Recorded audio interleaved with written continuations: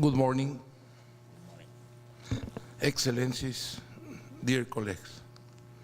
It is a real pleasure to be once again at a meeting of the Broadband Commission for Digital Development, and we are talking with Hamadun how glad we are of the presence of all of you and the interest that is maintained after a few years working, and it's really very stimulating to be all together with so much good assistance. Thank you for coming to all of you. I am honored to chair this meeting with my co-chair and dear friend, His Excellency President Paul Kagame, President of the Republic of Rwanda, as well as with the two co-vice chairs of the Commission, Dr. Hamadun Toure, Secretary General of ITU, and Irina Bokova, Director General of UNESCO. It's a pleasure to be with you here today in New York, like I was telling you before. I am also very pleased to see that the Commission continues to have a very strong momentum and energy. The presence is looking that. And I thank everyone of you for your continuous participation, dedication, and commitment to the fulfillment of the objectives of this Commission. As you know, the Broadband Commission was launched by the ITU and UNESCO in response to United Nations Secretary General Ban Ki-moon, who called to step up efforts to meet the Millennium Development Goals, MDGs. The MDGs should be a strong partnership to direct actions at the national, international levels, and they should be a shared responsibility. It is certain that the broadband can make a tremendous contribution toward their attainment. At this 8th meeting, we will be sharing the results of our work and continue our discussions on how to continue promoting broadband inclusion for all, as well as how to use broadband-enabled services and applications to build a sustainable future and a better world. With regards to results, today we will be presenting a new set of reports produced collectively by members of the Commission. And let me highlight in particular the annual report of the Commission, the State of Broadband 2013, which presents a snapshot of the progress made at the global level to universalize broadband.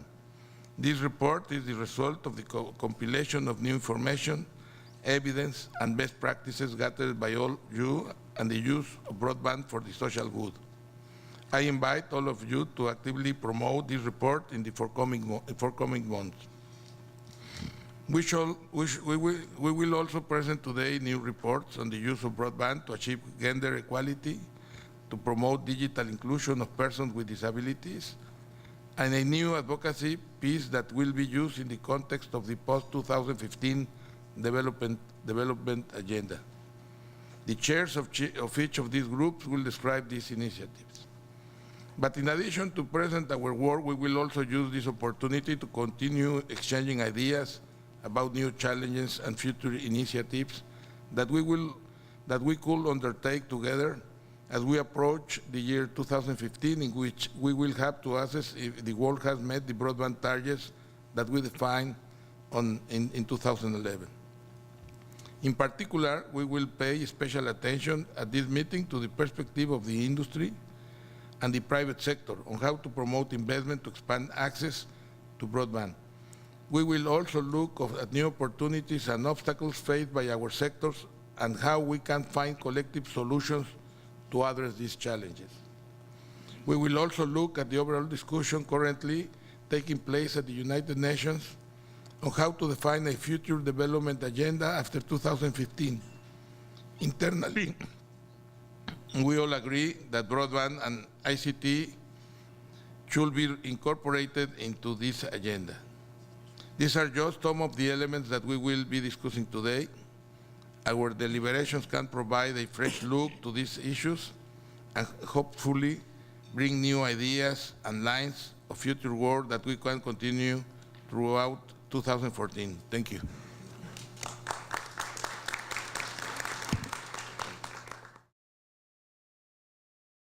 Was beginning the technology and the operation, and many telephone companies, landline companies, don't want to develop this because jeopardize the landline. And we put them into compete. We separate Telmex from America Mobile to compete between them, because the biggest competitor for local service is mobile. In insurance, if you make the insurance of one car, it's gambling, it's risky. If you make insurance of 100,000 cars, it's statistics. It's clear the risks are not like one car. And this is big numbers. Statistics work with big numbers, not with one. And well, when there are other business, let's say we are talking with prepaid telecommunications. When we think about the prepaid, and we talk about the prepaid business, what I like of the business was they have many things, many positive things, no? Actually, I call it the Gillette plan. Because in Gillette, you sell the razor, or you promote the razor to sell shapes. Here we were promoting the handsets, subsidizing handsets to sell phone cars. That was the concept. And the concept, we make a design of a packaging to have it in the supermarkets and to sell them that you go and you buy a razor, you buy a telephone, and you have all this presentation, special, etcétera, etcétera. Y por los mexicanos, pero sobre todo el compromiso de trabajar en el terreno de la batalla de las ideas, de la reflexión de dónde estamos, a dónde ir y qué hacer. Ese es el único propósito, y estar cerca de las iniciativas sociales que vengo desarrollando con la Fundación Solidaridad. Entonces diría usted que no es un regreso, y esto a pesar de que así lo está interpretando, y usted lo sabe porque seguramente tiene un muy buen seguimiento de la prensa, sus apariciones son o han sido interpretadas como el regreso público. Y digo público porque efectivamente usted no se ha ido. Hace apenas unos días, el Bester Gordillo, en un programa aquí en Televisa con Adela Micha, hizo una revelación. Dijo que había sido en su casa donde se había negociado y se había construido la fallida reforma fiscal del gobierno de Vicente Fox. Vamos a ver qué fue lo que dijo para que luego me platique exactamente esto que es parte de haber seguido en la política de Carlos Salinas. Esa es la reforma sí tiene ese apellido. Sí. A ver, dígalo para el público. ¿Cuál apellido? ¿Cómo se apellida esa reforma? ¿Quién la hizo, pues? Gil, que no la defendió como gobierno, Roberto Madrazo, y fue en casa del licenciado Salinas, donde me lleva ese apellido. Nunca se fue de la política. En su casa, el secretario de Hacienda de este gobierno, acompañado de Roberto Madrazo, Tomás Ruiz, después dijo el Bester que ya llegó tarde, pero ahí se estaba pues negociando, puliendo la reforma fiscal. Es una forma de estar en la política y de manera muy notable. Mire, Denise, yo no acostumbro revelar las conversaciones privadas a menos que tenga la autorización de mis interlocutores. Pero lo que usted debe de comprender es que precisamente por la experiencia de mi gobierno y los trabajos que hicimos en diversos terrenos, sin duda en el fiscal, donde logramos bajar la tasa del IVA del 15 al 10% y subir la recaudación, pues hay interés en saber cómo le hicimos para avanzar esos cambios y esas reformas modernizadoras, y eso me sucede aquí en México y en otros países del mundo. Y a mí me parecería egoísta negar compartir esa experiencia con aquellos que tienen interés en conocerla. Es un reconocimiento, digamos. Lo que usted me está diciendo es, reconocen lo que sé del tema y por eso fueron a mi casa. ¿Cuántas veces más fueron a su casa? No es que reconozcan lo que yo sepa, sino que experiencias que han funcionado, y le repito, funcionó bajar el IVA del 15 al 10 y subir la recaudación, esas son las que tienen interés en conocer, o cómo negociamos con los norteamericanos el que se ratificara el Tratado de Libre Comercio de América del Norte, o cómo hicimos la reforma del 27 constitucional o del 130 para ampliar el Son régimen muchos de temas. Le libertades. preguntaría, no es común que el secretario de Hacienda del gobierno de Vicente Fox pues se vaya a desayunar a casa del expresidente Carlos Salinas de Gortari, además con el presidente del PRI, Roberto Madrazo, se sienten y empiecen a platicar de temas que supongo comparten. Esto, ¿cómo se dio? ¿Le habló la gente? ¿Le habló Gil Díaz? ¿Le habló el secretario de Hacienda? Le dijo, don Carlos, invítenos a desayunar que tenemos aquí unos asuntos, a ver si convence a Roberto Madrazo. Le repito, Denise, en las conversaciones privadas que yo tengo, no revelo sus contenidos a menos que tengan la autorización de mis interlocutores. Pero incluso temas como el de una reforma fiscal son asuntos tan complejos que los equipos técnicos del gobierno o del Congreso trabajan durante muchos meses aquí en México y en cualquier lugar. No es algo que surge espontáneo en un momento X. Y yo creo que me parece que lo relevante sería, en todo caso, comentar contenidos, es que hechos circunstanciales que pueden ser estos u otros, ¿no? ¿Usted, Denise? Quizá, pero hay un hecho que no solamente es circunstancial y es el tema, usted me lo decía, yo nunca me he ido del país, no se puede entender esto como un regreso. Sí hay un aspecto inédito en estas últimas apariciones, es el carácter público. Usted lo dice, en la parte privada, en lo no público, usted se reunía con Roberto Madrazo, con el secretario de Hacienda. Lo sabemos por esta revelación del Bester Gordillo. ¿Cuántas otras reuniones no sabemos? Me dice, son en el orden de lo privado, pero son de interés público. Mire, yo creo que lo que debe ser de interés público es el poder acometer los temas de fondo, Denise. A mí me parece que un programa como este que usted inicia, y me parece muy acertada la selección que ha recaído en usted, porque usted viene de la academia, usted sabe la importancia de la solidez de la información y no solo la trivialidad de las fabricaciones propagandísticas, es recuperar el rigor. Y en tiempos como los que vivimos, yo recuerdo una frase de un exdirector de la BBC, esta gran cadena inglesa, que decía, cuando los tiempos son complicados, los medios tienen una gran responsabilidad. Y eso es aumentar la luz y reducir el calor. Y yo diría, y la oscuridad también. La información sube la luz. Muy bien, hay que y la propaganda le atiza el calor. Me parece muy bueno. Ilumínenos, Denise. No, más bien le diría, pongámosle la luz a aquello que ha permanecido oculto. Y se lo voy a poner así. En las últimas semanas, en sus apariciones, los periodistas le han hecho preguntas insistentes sobre por qué regresa. Y ha dicho que regresa como simple ciudadano. Me resulta tan poco creíble lo del simple ciudadano, como las voces que también dicen que es usted una suerte de jefe máximo detrás de todos los partidos y de todos los candidatos.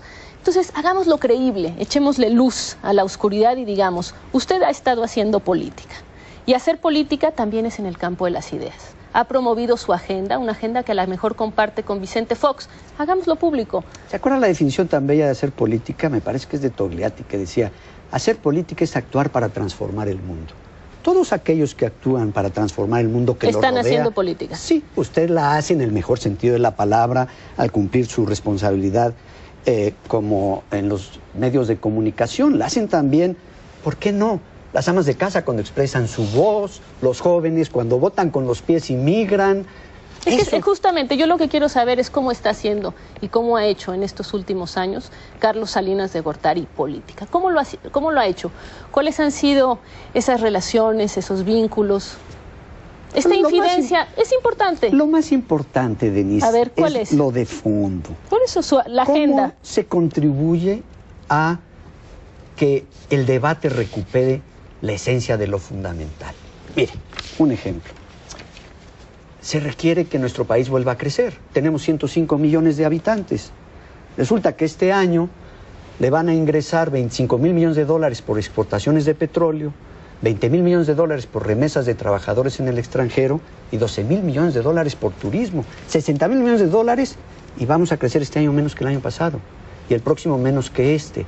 ¿Qué le pasa a la productividad en México? ¿Qué le pasa a la competitividad? Un gran tema. Ahí están los temas Estoy de fondo. acuerdo, seguramente. Y en esos son los que me interesa participar en el debate público. Esos temas, sin duda, serán también materia de las campañas, porque obviamente los diferentes candidatos y partidos estarán presentando sus diferentes opciones rumbo al 2006.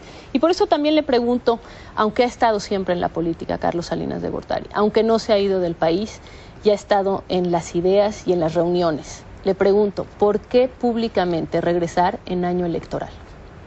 Pero Denise, es que la memoria es corta. ¿Le parece? He estado aquí los últimos años en las visitas familiares, en las reuniones con mi entorno. Tengo menos amigos de lo que la gente dice y más de lo que yo esperaba. Soy muy afortunado, Denise.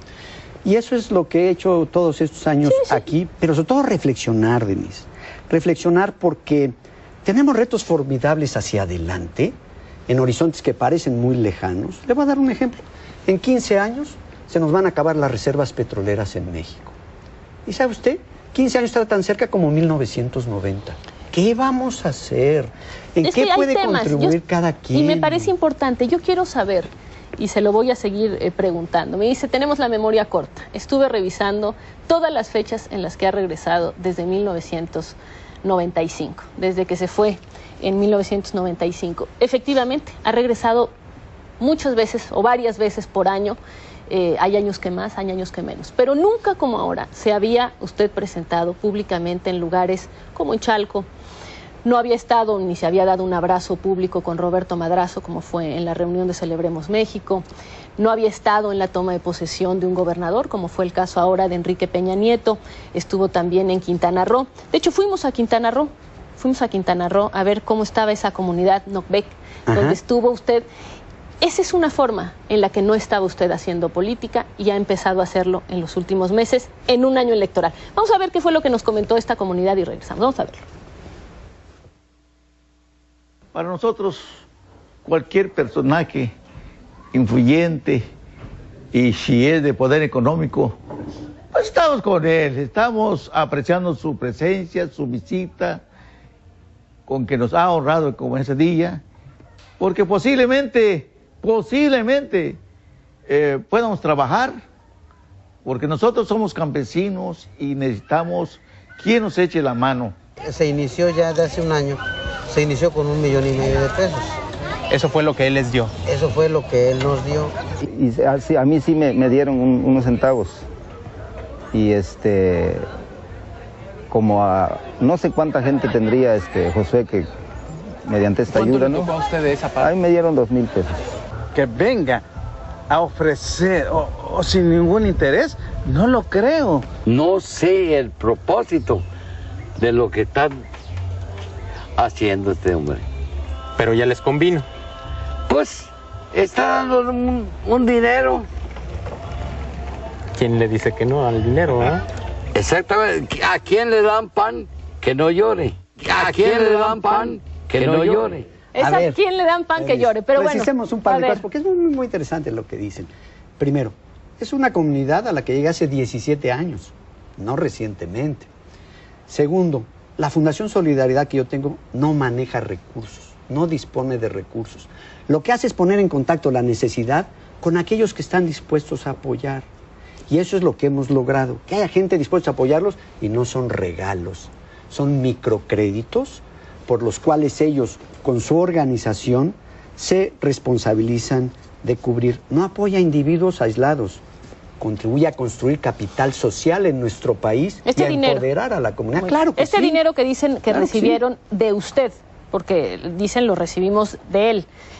Lo que me está diciendo es, usted simplemente fue la persona que canalizó los recursos. Un facilitador social para que esa necesidad encuentre el recurso. Y sobre todo, no trabajando con individuos aislados, con dádivas, paternalismos o clientelismos, sino con comunidades organizadas, como esta de Nocbec, que tiene 20 años trabajando. En la madera. Exporta, no, pero fíjese, las maderas finas las están exportando a Alemania y el chicle lo están volviendo a producir del árbol del zapote en la goma de mascar original y la están exportando a Japón y Tailandia. ¿No le parece extraordinario? Muy extraordinario. Y esto usted no lo había hecho en los últimos años. ¿Cómo sabe? Bueno, por lo menos... que hasta ahora se enteran, pero el trabajo no es para anunciarse. Nada más dígame, ¿lo ha estado haciendo? Porque entonces efectivamente nos falta información. Yo nada más he sabido de su viaje a Chalco, de su viaje a Yucatán, sé que estuvo también en Nuevo León, pero es pregunta, me la puede contestar. ¿Usted ha estado haciendo esto a lo largo de estos 6 años y no nos hemos dado cuenta? Denise, yo vengo a la Ciudad de México y manejo mi coche.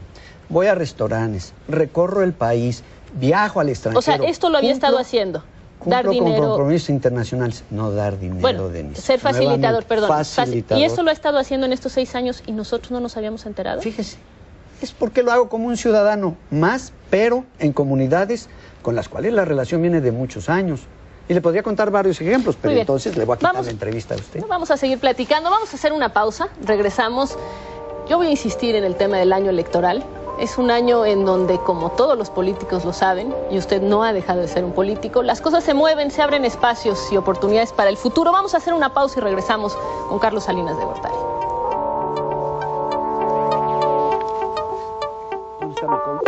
Con Carlos Ahumada. Política ficción. Nada más dígame, ¿lo conoció? Política ficción. Es que la pregunta es, Carlos Ahumada, ¿lo vio, lo conoció? Se sentaron a desayunar, a comer, el chofer dice que lo llevó a su casa. Nada más dígame sí o no.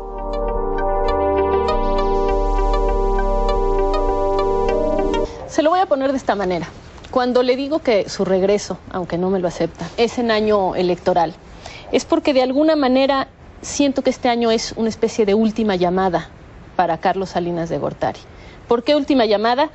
El candidato que más posibilidades tiene de ganar las elecciones en el 2006, Andrés Manuel López Obrador, lo considera usted su verdadero adversario. ¿A usted le importa quién gane el año que viene?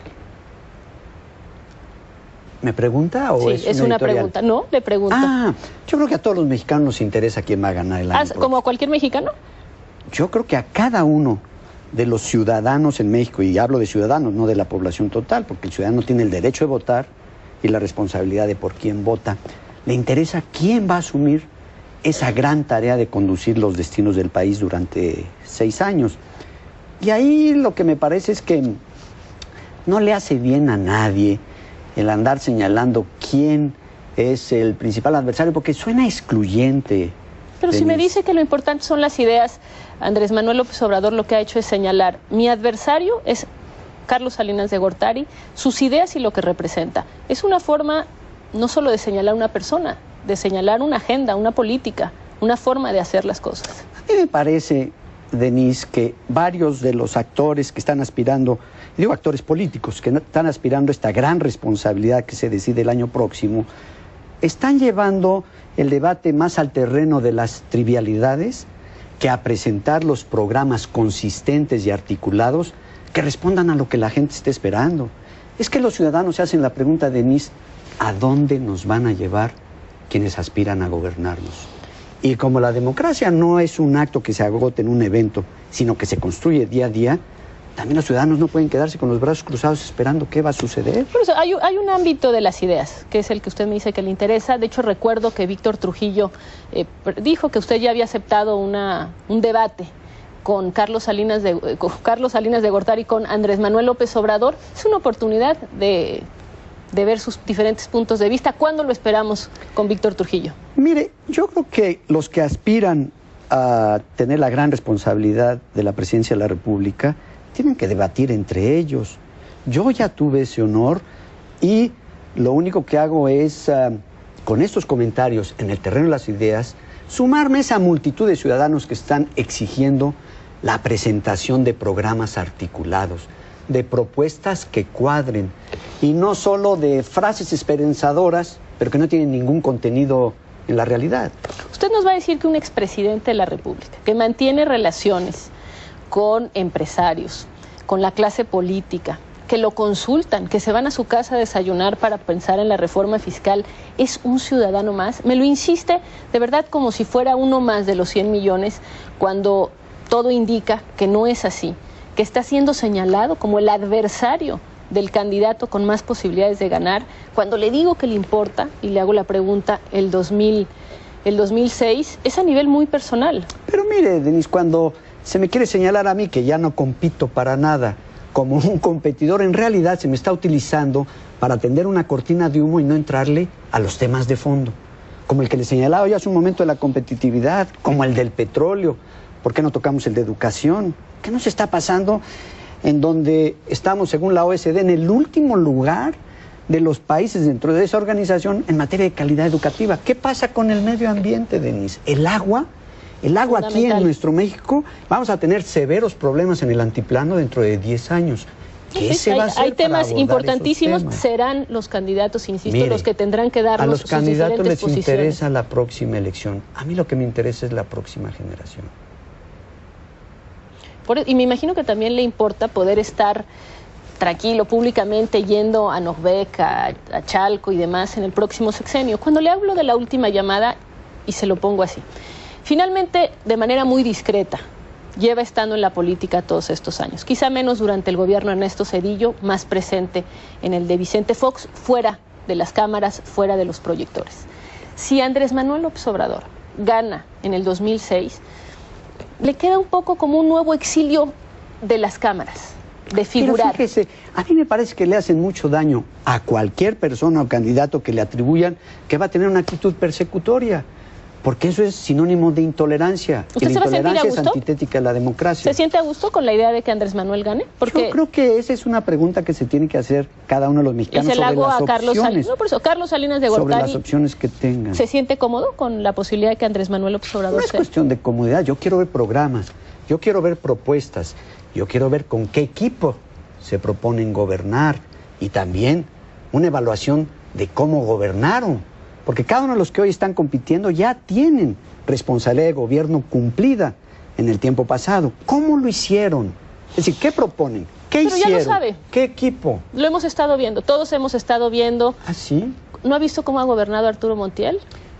Yo creo que la experiencia de gobierno tiene usted razón. Yo me refería al programa o al equipo. No sabemos.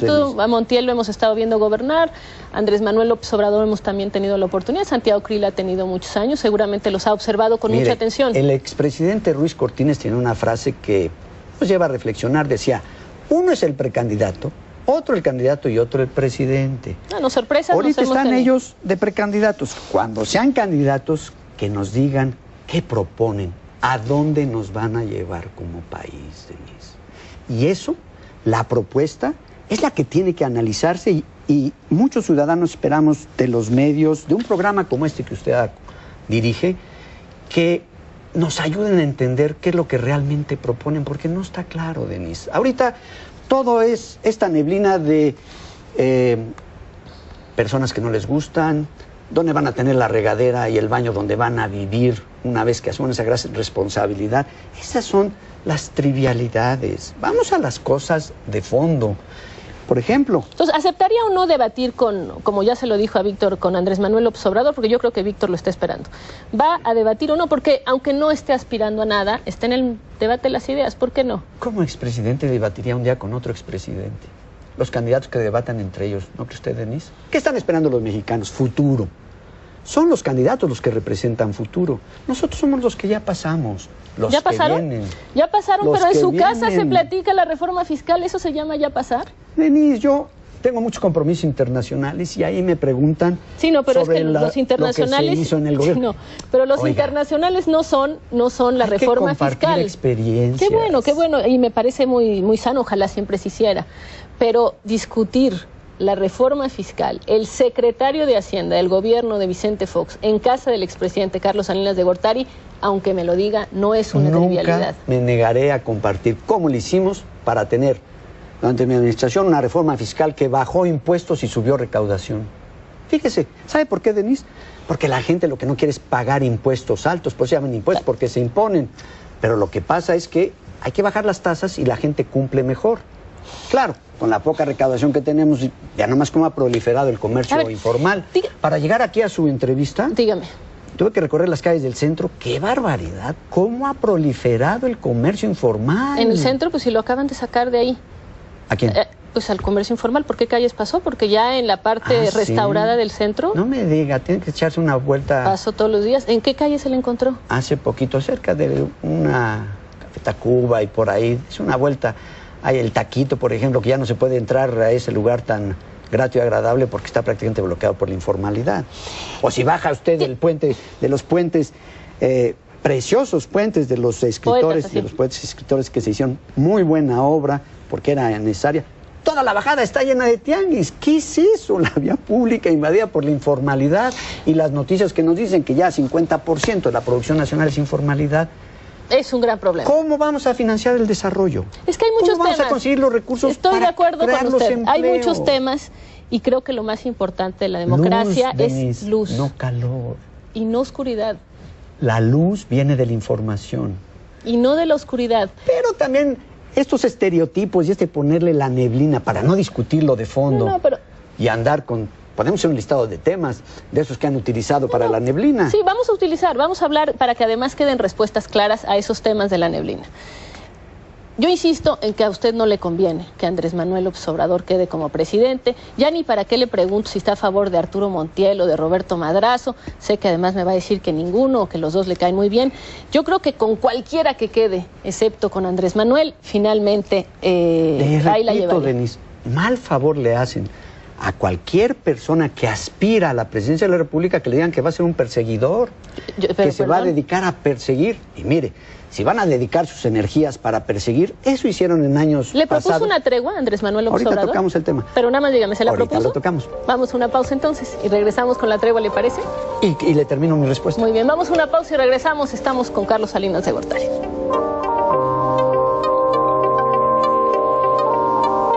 Estar viendo, digamos, ya más públicamente en diferentes comunidades y con la Fundación Solidaridad. Pues si recorren los caminos de México que yo ando recorriendo en las comunidades pequeñas que están haciendo un gran esfuerzo, organizadas, creando su capital social, en esos caminos es muy probable que nos encontremos también. Pues invítenos, ¿no? Nos encantaría acompañarlo. Si nos También. está diciendo que nos encontremos, ¿por qué no nos avisa y así vamos juntos? Estamos al aire y ya se me estaba adelantando, pero ¿hubo tregua o no hubo tregua? Hubo una propuesta de tregua, Andrés Manuel López Obrador, y sí, ¿y a través de quién? ¿Cuándo estamos al aire? Ya estamos, ahora sí. ¿Ya estamos? Ya estamos. Primero le termino de responder la A ver, anterior. dígame. Yo le decía hace un momento que esto de hacerle un señalamiento a alguno de los que participan en esta competencia que va a ser perseguidor. Mire, lo que vimos en los años pasados es por dedicarse a perseguir, en el caso de mi familia es evidente, canalizaron toda la energía en las fabricaciones en lugar de cuidar la seguridad de los ciudadanos. Y hoy ha explotado el problema de inseguridad. Vamos a repetir eso en el futuro. ¿Quién va a salir perjudicado al final del día? Son los propios ciudadanos. Si Porque la hay una inseguridad- persecución. Porque cuando se canaliza la energía a fabricar, como vimos en el caso de mi hermano, 10 años preso, y al final lo exoneraron los 3 magistrados de manera unánime, le fabricaron el delito. Entonces, repetir Perdón, eso... el delito referente al asesinato. Al homicidio, nada así más. es, que es de lo que lo exoneraron y por lo que permaneció 10 años en prisión. Por haber dedicado las energías a esa fabricación, descuidaron la responsabilidad fundamental a que cuidar la seguridad de los ciudadanos. No repitan eso. ¿Le ofreció tregua? Ahora vamos a tocar ese tema. A ver. Mire, podemos hacer un listado de todas las fabricaciones que se han hecho y que yo le llamo política ficción. Que si yo le propuse un pacto de impunidad a uno de los candidatos, que si no, tengo concretamente alianza- Andrés Manuel, ¿no? Porque es, No, no, ¿qué o dices? otros también. Lo han dicho, Bueno, lo escriben. la pregunta es concreta. ¿Andrés Manuel le Andrés propuso Manuel. tregua? Dicen que si yo le propuse tregua, Ajá. que si tengo una alianza con el gobierno del presidente Fox, que si quiero ser senador, que si estuve en una reunión con el gobernador Arturo Montiel, que si privaticé los ferrocarriles, que si entregué la banca a los Eso se extranjeros. Todo eso es política ficción. Entonces nada más dígame sí o no. Son ¿Senador sí o no? fabricaciones. Toda la lista que le di es mentira. Son fabricaciones hechas con una... La fuente es la misma, de todas ellas. ¿Y cuál es? Son... Vea quiénes los han escrito ¿por de qué no me manera lo dice? original. Son gente que o participa en la campaña de ellos o están en medios que le quieren crear una manera de tocar esos temas para evadir los otros. Están utilizando esos temas para evadir, decirle a los mexicanos a dónde Muy van a bien. llevar el Nada país. más para que quede claro y que no quede confusión. Si llegan No a la quiere ser senador. Denise, yo Nada ya más tuve diga- el honor de ser presidente. ocupar Pero los presidentes en otros el puesto países de elección popular más honroso que hay en el país. Y sí, pero supongo que le parece igual de honroso senador y diputado. Política ficción. Política ficción. Entonces no le ofreció ninguna Sígale. tregua. Sígale. No. Política Muy ficción. bien. Vio los videoescándalos, Pero vio los sígale. videos de los videoescándalos antes que nosotros. Complot. Política ficción. Pero nada más dígame, vio los videos antes que nosotros. Política ficción. Muy Pero bien. sígale con la lista, es que la lista Muy bien, la han ido construyendo. Fantástico, vamos a ponerle en este punto tiempo. final. Carlos Ahumada, lo conoce porque su chofer, el chofer de Carlos Ahumada, dice que lo llevó varias veces a su casa. Qué pena que revelen el contenido de una averiguación Pues que debe tremendo. estar reservada por mandato legal. Y qué pena, todavía peor, que lo revelen las autoridades que tienen la responsabilidad de llevar la investigación. Sí, eso que no está usted, bien. Denise, Sí, me parece qué muy mal, pero eso está es lo que, ¿no? eso es lo que Y a partir revelaron. de eso, por revelar investigaciones truncas, generan la política ficción. Y fabrican que el complot, que la impunidad, que la alianza, que estar en la reunión. Política ficción. ¿Para qué, Denise? Para lo Conoce mismo. a Carlos Ahumada, lo Para vio, no nada más, pero es que entrarle. nada más con lo que me diga que sí o que no ya. Para no entrarle a la lista de los temas fundamentales. Muy bien. ¿Por qué están evadiendo? Vámonos rápido con esto tocar para los temas poder de entrarle fondo? a otros de fondo. Pues ya Carlos Ahumada, Acabamos. Política ficción. nada más dígame, ¿lo conoció? Complot, política ficción. Es que la pregunta es, Carlos Ahumada, ¿lo vio, lo conoció? Se sentaron a desayunar, a comer, el chofer dice que lo llevó a su casa. Nada más dígame sí o no. El chofer dice, fíjese, Denise, ¿usted está citando Pero con a alguien? que me, con que me ¿Usted está conteste. citando a alguien? ¿Usted vio la declaración ministerial? Sí. ¿Usted la vio? ¿Y cómo le hicieron para Pues ya enseñársela? ve, esas son Está cosas que está prohibido. totalmente prohibido. Ah, entonces estamos regresando a los tiempos de utilizar los expedientes judiciales para hacer Bueno, hemos hecho, acusaciones hay procuradores políticas. que han hecho públicos una cantidad de declaraciones, pena! incluido en la investigación sobre el asesinato de su hermano, que quisiera hacerle una pregunta, pero le Hágamela, pido, ¿cómo no? Pero le pido, nada más respóndame. ¿Conoce a Carlos Ahumada? Imagínese, me lo está usted preguntando a partir del uso ilegal de un documento. y usted nada más me ¿Cómo podría vamos contestar? a participar, Denise, en las ilegalidades para favorecer la política ficción, que le repito, es el pretexto y el modito para que evadan la responsabilidad de decirnos a dónde quieren llevar al país? Me parece bien que sea, y puedo compartir con usted en que está fatal y pésimo que tengamos acceso a ciertas cosas. Ya coincidimos en algo, ¿eh? ¿Cómo no? Yo nada más quisiera que me contestara esa pregunta. Pues ya se la respondí. ¿No conoció? Se lo respondí en sus términos, No, pero Denise. nada más dígame Yo sí o no. no puedo debatir Es que entonces, con muy un bien. documento sustraído ilegalmente. Me parece que estamos contribuyendo a fracturar el Estado de Derecho. Y no hay democracia sin Estado de Derecho, Denise. En México no ha Elemento habido fundamental. Estado de Derecho. Ah, ¿no? Es una... Yo no comparto esa opinión, ¿Ah, sí ha Denise. habido? Oiga, usted, las reglas de convivencia cotidiana precisamente provienen del andamiaje claro, legal que se ha importantísimo. construido. Importantísimo, pero no me va a decir Que que ha habido, algunos las que en el violen. pasado estábamos aquí en el... ¿A qué no sé, pasado se refiere? Pues a muchos pasados, me refiero desde su ¿Cuántos años? gobierno, el gobierno Echeverría, de López Portillo. ¿Usted considera Pero que nosotros síguele hemos para atrás. vivido en Si un- anda con la ficción esta de los 71 años del PRI. Han sido muy distintos. Ese, vaya. Han sido muy Eso distintos. muestra que usted viniendo de la academia sí entiende la Sí, diferencia. pero es que... Usted estaba investigando la sucesión del presidente Lázaro Cárdenas en 1940, la campaña de Almazán y el triunfo de Manuel Ávila Camacho. Usted sabe que hemos pasado por periodos diferentes. No hay un PRI igual en los 71 años. No, pero no ¿Verdad? creo que haya Entonces, ¿para un qué hacer priista... estereotipos? No, estoy de acuerdo, pero lo que sí le puedo decir es que no creo que haya un Ya le saqué un priista... segundo acuerdo. No creo que haya un solo priista que pueda presentarse como el campeón de los derechos y del Estado de Derecho. Y no lo creo porque simple y sencillamente el sistema, que sí fue uno, no lo permitía. Pero permítame nada más Ese fue un regresar. editorial y no me dejó comentar sobre él. Por favor, adelante. Mire, Denise, construir el sistema de derecho, el Estado de Derecho, ha sido una larguísima tarea en nuestro Toma tiempo. país. Y no solo del siglo XX, también del XIX. Teníamos legisladores extraordinarios de abogados y juristas de primera. Pero el problema es de una doble corresponsabilidad de autoridad y ciudadanos. Y ese hay que seguirlo construyendo día por día. Y ese es un tema fundamental que usted tiene que, me imagino, irá a abordar con aquellos que aspiran a la presidencia de la República. ¿Qué opinan sobre el Estado de Derecho? Seguramente ¿Qué les opinan haré esa sobre- pregunta. Pero agrégueselas. ¿Qué opinan de las instituciones construidas dentro del Estado de Derecho para limitar el poder presidencial? ¿Qué opinan de las resoluciones de la Suprema Corte de Justicia del país? ¿Las van a acatar? ¿Qué opinan de las resoluciones del Congreso? ¿Las van a aceptar? ¿Qué Todo opinan eso se de lo los que vamos a decida? preguntar. Ah, no, Confía en mí, le vamos a hacer Agréguele. esas preguntas. ¿Qué esperan? ¿Qué van a hacer con las resoluciones del IFE? Si no les favorecen, ¿las van a aceptar? Ahí están acatándolas todos en general. El PRI, el PAN y el PRD. ¿Y las de los derechos humanos? Y luego ustedes, los medios, también. Sí, aquí este es un asunto de todos. Todo lo que acota el poder presidencial. Pero, ¿sabes? Que no solo le digan que sí, también que le digan cómo le hicieron cuando gobernaron. Muy bien, vamos a seguir, si quiere, platicando de eso. Creo que de muchas maneras, hasta cuando me conteste y cuando no, quedan claras las respuestas. Pero bueno, le voy a preguntar qué espera en términos de imagen de su regreso.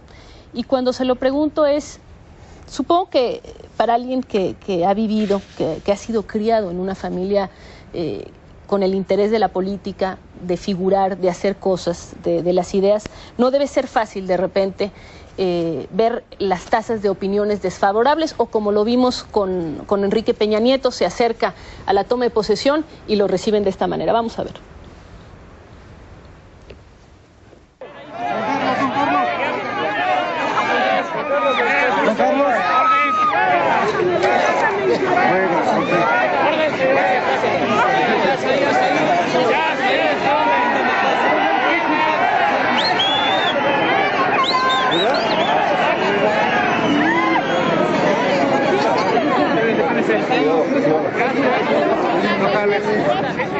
No debe ser fácil. Mire, efectivamente, cuando asistí a la toma de posición del gobernador Enrique Peña, había un pequeño grupo ahí que tenía sus consignas bien organizadas y que se supo había llegado con una operación hormiga de 1 por 1 para cumplir el encargo que les habían hecho. Son conocidos esos grupos, se los han encontrado otros candidatos hoy recorriendo el país. Hablamos de Madrazo, ¿no? Que y algunos otros. O sea, usted me dice que es gente del Bester, ¿no? El presidente de la República, no, yo no he dicho eso, y ahorita lo voy a aclarar. El presidente de la República en sus giras, incluso hasta deportistas, actores. Es un fenómeno que está pasando en el país. Ya se conocen esos grupos, yo por eso un poco se vio en la cámara, si hubieran subido un poco más, habrían notado que me detuve y hasta los saludé.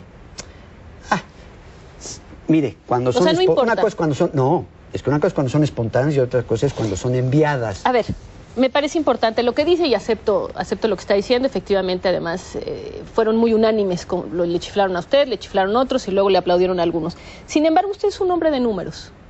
En su gobierno hubo una excelente oficina de opinión pública y de encuestas. Quizá de ahí salieron casi todos los encuestadores de hoy en día. Y usted le tiene respeto a eso.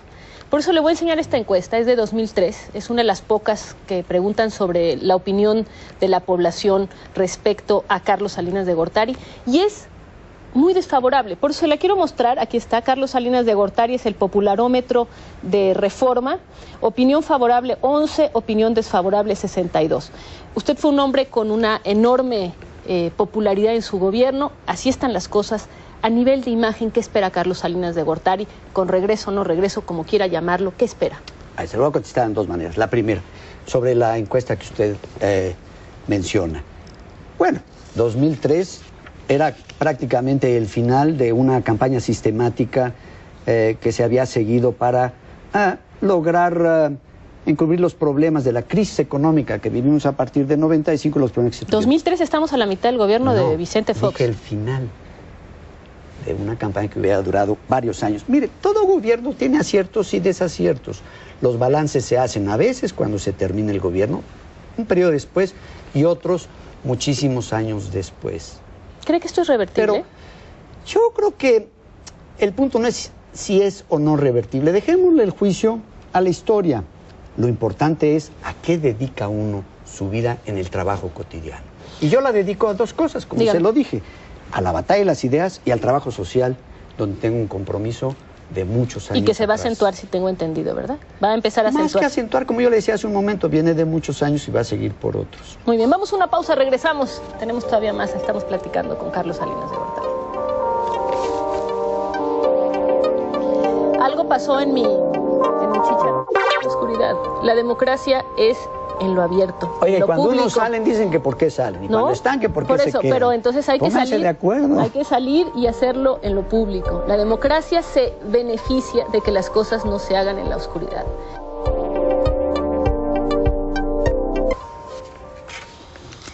La pregunta es, esta de si es revertible, si se puede revertir una imagen desfavorable, porque yo me imagino que también importa, y que le importa ya más allá de como político, lo imagino como persona, lo imagino como familia. En las últimas campañas decir salinista y todos los políticos empiezan a encontrar formas de cómo quitarse ese nombre y empiezan a dar explicaciones y demás. En fin, yo me imagino que eso importa. Todo ser humano tiene derecho a su reputación. Aquí la pregunta que hay que hacerse, Denise, es un debate que hace unas semanas venía en la suplemento del Financial Times, este gran periódico internacional. ¿Cuáles son los temas de la vida privada de personajes públicos que deben de conocerse? Y la respuesta era muy importante. Solo aquellos que tengan una importancia para el interés público. Sin duda. Si no lo tienen, meterse con la vida privada de las personas es caer ya en terrenos casi de humillación. Y yo creo que vidas privadas de personajes públicos solo que sirvan al interés público. Personajes públicos somos usted, los que están en la política, los que estemos en otras actividades, pero hayamos tenido responsabilidades de servicio, ¿no? Por ejemplo, en ese sentido, y me parece un tema importante, creo que efectivamente, y comparto el hecho que hay cosas que no tienen por qué salir y que son de la vida privada. Y no me refiero a mí en lo particular, ¿no? Me parece que es a todo mundo. Simplemente también hago la diferencia y me parece, por ejemplo, que la infidencia o la confesión del Bester Gordillo acerca de que se dio esta reunión en su casa no es una cuestión privada. Creo que tiene interés público, que nos habla del gobierno de Fox, que nos habla de Carlos Salinas de Gortari y de cómo está todavía en la vida política y en los medios. Nos habla, bueno, de muchas cosas, porque además no salió. Entonces, los acuerdos que hayan hecho ahí, pues de todos modos no se respetaron, ¿no? Si se hubieran respetado, pues hubiera habido reforma fiscal y no la hubo. Entonces, esas cosas son de interés público y yo creo que estaría de acuerdo. Las que tienen relevancia, pero le repito, si es para compartir experiencias del pasado, pues esas se pueden compartir siempre. Por cierto, déjeme comentarle a propósito de las imágenes de este grupito que habían enviado ese día a la toma del gobernador Enrique Peña, que por cierto fue una ceremonia espléndida, y el discurso que releyó el gobernador, muy alentador, tiene una perspectiva formidable. Pero al día siguiente yo leí en prácticamente toda la prensa que decían que habían sido maestros. Y eso sí no lo creo. ¿Sabe por qué, Denise? Durante mi gobierno los maestros pedían 100% de aumento, y en los 6 años fue 100% en términos reales. 22, lo dijo el Bester Gordillo y se lo reconoció. Sí. Y luego la carrera magisterial. El maestro quería ganar más que el director de la escuela, pero frente al grupo.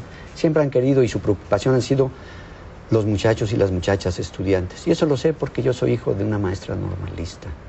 Y además arreglamos más de 100,000 escuelas con maestros y padres de familia organizados, apoyados por el programa de Solidaridad. Entonces, ¿no cree que hayan sido maestros? Por supuesto que no. Nada más, le preguntaba yo sobre el tema de la imagen. Tengo entendido que va a lanzar usted una campaña de spots, una campaña de publicidad, de promoción. Supongo que no es sobre Carlos Salinas, sino me imagino que será sobre la Fundación Solidaridad. Pero le hago la pregunta. Un dicho más. ¿Es una mentira más? ¿Quiere saber qué estoy haciendo? Se lo digo con mucho gusto. A ver, dígame. Estoy escribiendo un libro. El anterior que publiqué hace unos años fue una rendición de cuentas de lo que se hizo durante mi gobierno y lo que se le imputó después, reconociendo errores y también puntualizando hechos. El que publiqué hace un par de años y que me va a permitir enviarle una copia si es de su interés. Yo lo tengo, por supuesto, es el libro que usted escribió. Ajá. ¿Tiene uno nuevo? ¿Está escribiendo uno nuevo? ¿De qué se trata? Para adelante. ¿Y ese? Precisamente tratar de responder 3 preguntas. La primera, ¿dónde estamos? ¿Por qué hay esta ansiedad en los tiempos que hoy vivimos, en México y en el resto del mundo? Segundo, ¿a dónde ir? La del Quo Vadis. ¿Cuál es el camino? Recuerda lo que decían los clásicos: no hay viento favorable para barcos sin rumbo. Y tercero, ¿qué hacer? Que por cierto es el título de una novela fabulosa de Chernyshevsky, porque esas 3 preguntas, con un horizonte de mediano y largo plazo, es en las que estoy trabajando, y bordando al tema de qué significó el neoliberalismo y todo el daño que nos ha hecho, qué significa el populismo y cuál es el daño que también ha hecho, y la alternativa. ¿Cuándo sale ese libro? De liberalismo social, que ya se probó, qué significó y qué puede significar. ¿Cuándo sale? Lo estoy terminando y espero... ¿Saldrá antes de las elecciones? No tiene... ¿Ah, no? No, su fecha de aparición no está determinada por los tiempos electorales que usted se refiere, sino tener el tiempo para poder concluirlo, pero Muy bien. espero que le interese ahora que ¿Cómo lo no? publique, se lo haré llegar Por con favor. mucho gusto. Le iba a comentar y mencioné el caso de Enrique Salinas, ya nada más para terminar unas cositas. Yo sé que usted no ha querido dar opiniones sobre el gobierno de Vicente Fox y sin embargo he seguido muy de cerca las investigaciones del Procurador del Estado de México, Alfonso Navarrete Prida, y sabemos que los presuntos responsables del chantaje y por lo tanto muy probablemente de su muerte son agentes federales que además se fueron, ni los encuentran y se evadieron de la justicia. ¿No le merece un comentario? Yo tengo plena confianza en que las investigaciones llegarán hasta sus últimas consecuencias. La muerte de mi hermano Enrique ha sido un hecho muy doloroso para mí, para mi familia, para sus hijos, sin lugar a dudas. Y lo que esperamos es una investigación que concluya hasta donde tenga que llegar. Y esperaremos ¿Tiene los confianza resultados. en el gobierno de Vicente Fox y en su Procuraduría? Yo estoy seguro de que un hecho tan terrible no puede quedarse impune y que por lo tanto sí habrá de esclarecerse a plenitud. Muy bien, y ya, nada más para terminar, le iba a comentar, yo sé que le gusta la literatura, ¿no leyó la última novela de Héctor Aguilar Camín? Se llama La conspiración de la fortuna. ¿Ya lo leyó? No. Se lo recomiendo, mucha gente dice que se inspiró en su familia, se trata de es una novela por supuesto, pero se trata de una familia que en varias generaciones aspira a la presidencia de la República, en su caso no lo consiguen, en su caso por supuesto usted fue presidente, pero quizá le sea de interés, tenía yo ganas de saber su punto de vista sobre. Pues habrá que preguntarle a él, yo no lo he leído. Hay buenos novelistas, y hay buenos historiadores, y hay buenos políticos, y cada quien, todos esperamos que cumplan bien su responsabilidad en su propio terreno, pero al final los que deciden son los propios lectores. Y dígame una cosa, lo vamos a estar viendo como lo vimos en estas semanas en Chalco, lo vamos a estar viendo, digamos, ya más públicamente en diferentes comunidades y con la Fundación Solidaridad. Pues si recorren los caminos de México que yo ando recorriendo, en las comunidades pequeñas que están haciendo un gran esfuerzo, organizadas, creando su capital social, en esos caminos es muy probable que nos encontremos también. Pues invítenos, ¿no? Nos encantaría acompañarlo. Si nos está diciendo que nos encontremos, ¿por qué no nos avisa y así vamos juntos? ¿Qué le parece? Lo voy a pensar con mucho. También tengo compromisos internacionales que cubrir en Estados Unidos, en Europa, y eso me obliga a ausentarme del país. O sea, seguirá ausentándose del país, pero lo podremos... Pues sí, bueno, nos avisa. Compromisos. ¿No le saco el compromiso de que me invite a su próxima visita a una comunidad? Usted siempre será invitada, considérelo así. Con cámara o sin cámara. Muy bien. Y ya sobre todo para una cosa, dígame. Para lo que yo decía al principio. Ilumínenos. Tráiganos luz basada en información y en hechos duros, concretos. No calentando el ambiente a partir de la especulación o de estas políticas ficciones que se andan haciendo. Me parece que podemos terminar en eso. Yo terminaría en algo. Nada más, permítame nada más. Sí quedamos en lo de la iluminación y también salgan de la oscuridad. La democracia es en lo abierto. Oye, lo cuando público. unos salen dicen que por qué salen y cuando están que por qué se quedan. Pero entonces hay que Pónganse salir. de acuerdo. Hay que salir y hacerlo en lo público. La democracia se beneficia de que las cosas no se hagan en la oscuridad. Y si hay una cuestión solamente de ideas, ¿por qué no hacerlo? Me parece muy bien. Ahora déjenme decirle una cosa. Esta iniciativa que usted ahora empieza me parece muy importante. Yo tengo una gran confianza, como muchos que conocemos su trabajo profesional, que va a permitir precisamente esa luz sobre hechos objetivos e informados. Pero además, está en el marco de una celebración sobre nuestro país. Y en el año 2010 se van a celebrar 200 años de nuestra independencia, soberanía y libertad, y 100 años de nuestra revolución, justicia y democracia. Y en el ínter el bicentenario del nacimiento de don Benito Juárez y el 150 aniversario de nuestra Constitución liberal. Hay que plantearnos en un horizonte más largo qué es lo que conviene y debemos hacer cada uno para celebrar que somos una nación soberana y que con orgullo nos llamamos mexicanos.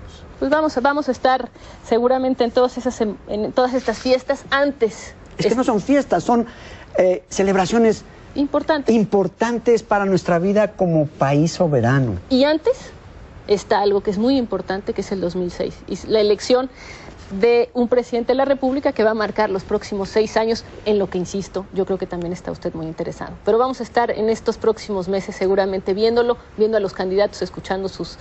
Y qué lástima, le voy a tener que decir a Víctor que no acepta lo del debate, pero ya me explicó, un expresidente no con un candidato. Así fue. Mejor candidatos con candidatos, ¿verdad? Muy bien, vamos, Y que eso nos se van a digan dar. ¿Qué es lo que realmente van a hacer? ¿Con quién? Y si van a tener el valor de acometer los cambios, por difíciles y hasta dolorosos que se requieren para que nuestro país salga adelante. Lo veo tan emocionado, ¿no le va a cauchar a alguno de ellos? No, pues ya nada más me falta que me digan. Mejor ya. a usted platicárselos, a ver Muy si bien. sirven de algo para la entrevista. Muchas gracias. Gracias por haber venido. Muchas gracias por la invitación. Gracias. Esto fue todo por hoy. Le agradezco su atención y lo espero la próxima semana en otro punto de partida, ya en su formato completo con entrevistas, reportajes y crónicas. Muy buenas noches.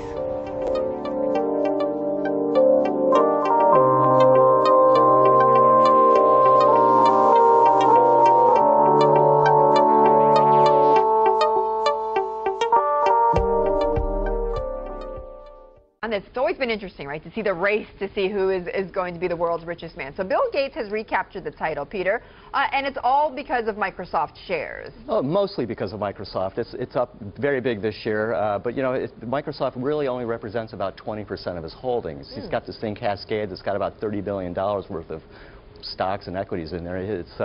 He's got Canadian National Rail, which has done real well. He's got Republic Services, which has done real well. He's got this thing Corbis, which is like a Getty Images, which has done real well. That's actually closely held, but the value has gone up. So But he's actually firing. has Microsoft been the big driver? It's been a big driver for him. Okay. Of course. But of course, he's got diversified holdings, and that's also helped as well. And Creighton, you know, Carlos Slim has held this title for several years. How has that played? How has that title played for him, but also for him in Mexico? Well, you know, he personally has kind of shunned the limelight. He doesn't really like to talk about it. And I mean, he says, look, I mean, this is all paper wealth. It's not like I have like a bank vault somewhere I'm swimming in the money like Scrooge McDuck. But he doesn't. No, I know he might, but as far as we know, you know, as far as the kind of Mexican position on it, I mean, when you ask somebody on the street, it kind of cuts both ways. On the one hand, they're very proud that someone from their country is so prominent on the business scene, but they also, of course, you know, talk a lot about the fact that he's made money, you know, in services like telecom, where a lot of people, you know, throughout the country are paying bills to him.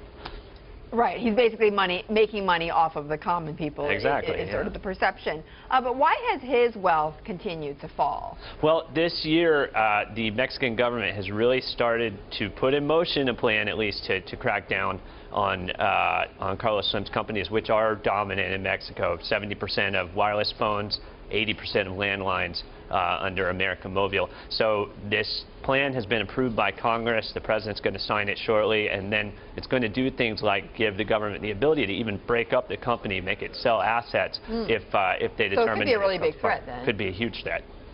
Peter, you know, this Billionaires Club is a very small club, and we know, of course, that Bill Gates, Warren Buffett, Carlos Slim, they all know each other. I mean, in fact, I believe that Carlos Slim does work, in fact, with Buffett and works also with Bill Gates on various issues, right? I'll defer to you know, you follow Slim much closer. Well, sure. I mean, as a matter of fact, Slim and Gates have done a lot of projects together on the philanthropic side, especially. Yeah. I mean, there is some business, too, because, of course, Microsoft makes software for phones, and Carlos Slim sells phones. But on the philanthropic side, they've donated to some projects, for example, for polio vaccines and health in Mesoamerica and Central America to develop better nutrition programs for expectant mothers. So they've done some work together. Now, Slim hasn't agreed to the whole the giving pledge. Yeah, the giving pledge, yes. where you're going to give away all your money before, or a lot of your money before. Half of your money, right? Right, exactly. But he has donated some Gates Foundation projects. So yeah, you're right. They're not strangers. No, they're not at all. And keep in mind that this race that they're having, had Gates not given away $28 billion, the guy would be worth about $100 billion right now. So he would be clearly ahead of everybody else. Right, by far. Right. How does this, by the way, with Bill Gates, how does being the world's richest or the second richest in the world, how does that play with him? I don't think he cares. You know, we call for comment all the time, and they have no interest in it. I mean, I think they're very comfortable with, you know, where they stand in the world ranking. You know, Creighton was talking about having this be paper wealth. You know, in Gates' case, this is a guy who every quarter collects a check for about $100 million in dividend income. He sells shares that will routinely collect $100 million. Gates is a very liquid guy. It's not just paper wealth with him. That's true. Etcétera, etcétera. Y por los mexicanos, pero sobre todo el compromiso de trabajar en el terreno de la batalla de las ideas, de la reflexión de dónde estamos, a dónde ir y qué hacer. Ese es el único propósito y estar cerca de las iniciativas sociales que vengo desarrollando con la Fundación Solidaridad. Entonces diría usted que no es un regreso, y esto a pesar de que así lo está interpretando, y usted lo sabe porque seguramente tiene un muy buen seguimiento de la prensa, sus apariciones son o han sido interpretadas como el regreso público. Y digo público porque efectivamente usted no se ha ido.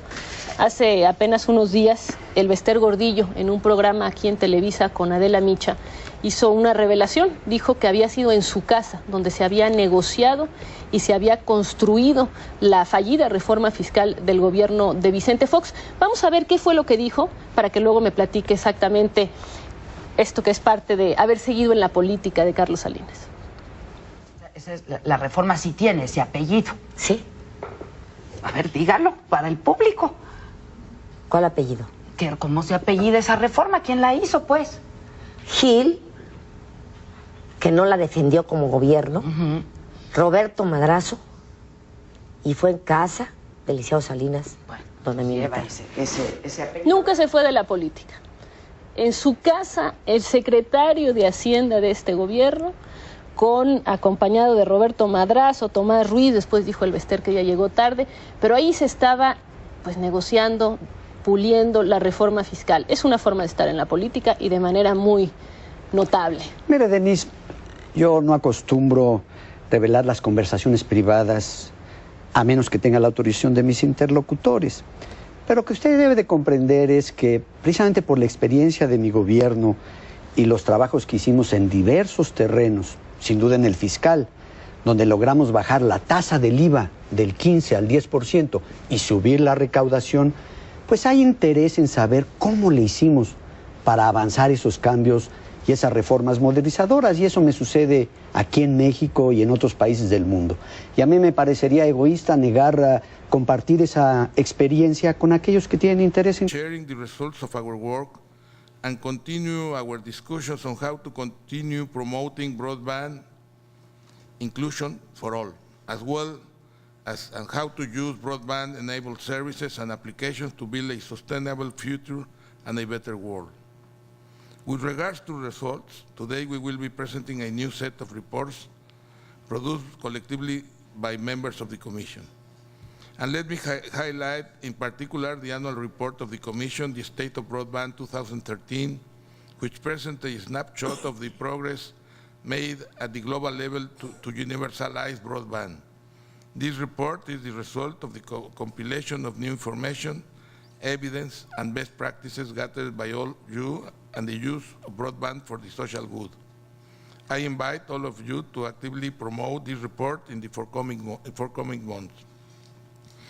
We will also present today new reports on the use of broadband to achieve gender equality, to promote digital inclusion of persons with disabilities, and a new advocacy piece that will be used in the context of the post-2015 development agenda. The chairs of each of these groups will describe these initiatives. But in addition to present our work, we will also use this opportunity to continue exchanging ideas about new challenges and future initiatives that we could undertake together as we approach the year 2015, in which we will have to assess if the world has met the broadband targets that we defined in 2011. In particular, we will pay special attention at this meeting to the perspective of the industry and the private sector on how to promote investment to expand access to broadband.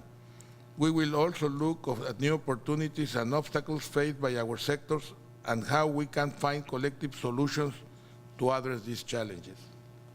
We will also look at the overall discussion currently taking place at the United Nations on how to define a future development agenda after 2015.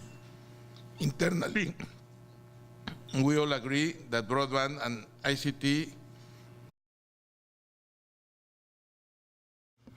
Good morning, Excellencies, dear colleagues.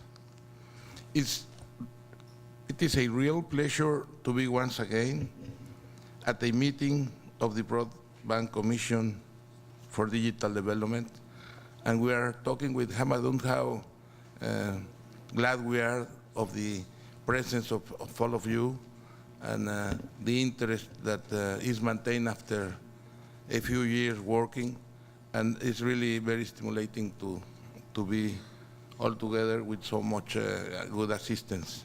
Thank you for coming to all of you. I am honored to chair this meeting with my co-chair and dear friend, His Excellency President Paul Kagame, President of the Republic of Rwanda, as well as with the two co-vice chairs of the Commission, Dr. Hamadoun Touré, Secretary General of ITU, and Irina Bokova, Director General of UNESCO. It's a pleasure to be with you here today in New York, like I was telling you before.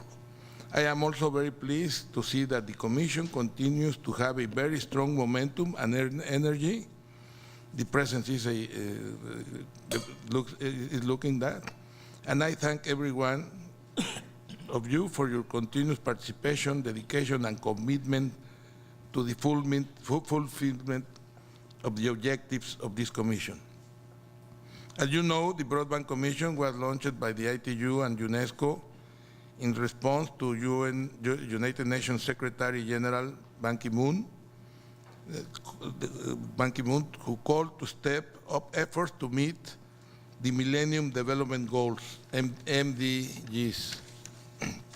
The MDGs should be a strong partnership to direct actions at the national and international levels, and they should be a shared responsibility. It is certain that the broadband can make a tremendous contribution toward their attainment. At this 8th meeting, should be incorporated into this agenda. These are just some of the elements that we will be discussing today. Our deliberations can provide a fresh look to these issues and hopefully bring new ideas and lines of future work that we can continue throughout 2014. Thank you.